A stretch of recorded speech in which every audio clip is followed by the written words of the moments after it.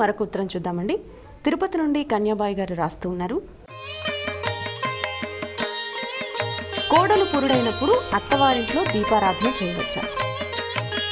పురిటి రోజుల లోపల ఆ 11 రోజులు కొందరిళ్లలో అయితే 21 రోజులు పాటిస్తుంటారు.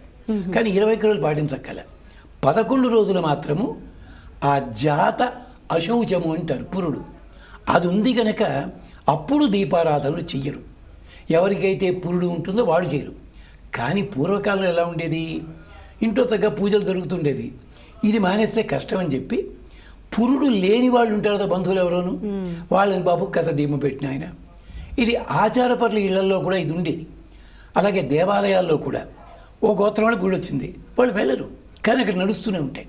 ఇంటి లోపల కూడా ఇది ఉంటుంది, తప్పేమీ లేదు. కాకపోతే కొన్ని ప్రాంతాల్లో కొన్ని నియమాలు పెట్టుకున్నారు వాళ్ళు. అది వేరే కారణం చేత అంత పెద్ద సంస్కృతి సాంప్రదాయాల్లో తేడా వస్తుంది. కానీ దీపారాధన ఎప్పుడూ కూడా మానక్కర్లేదు.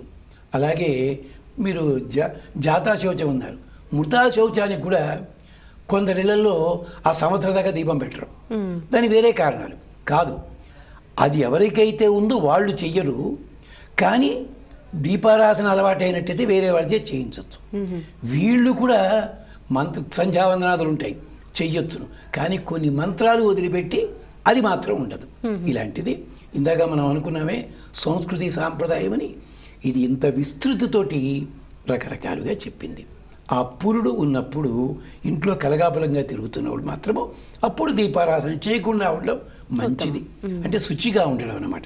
కానీ మనకు అది అవకాశం ఉన్నట్టయితే అమ్మాయి ఇక్కడ పురుడులో ఉన్నప్పటికీ వీళ్ళు చేయక్కర్లేదు, ఎవరి చేతనా చేయించవచ్చు, తప్పేమీ లేదు, దాంట్లో దోషమేం లేదు. పైగా మంచిది కూడా చేసి దీపారాధన నిత్యము చేస్తున్నట్టయితే ఇంట్లో వాళ్ళకి మంచిది, పుట్టిన బిడ్డకి మంచిది, అమ్మాయికి మంచిది, దోషం ఉంది.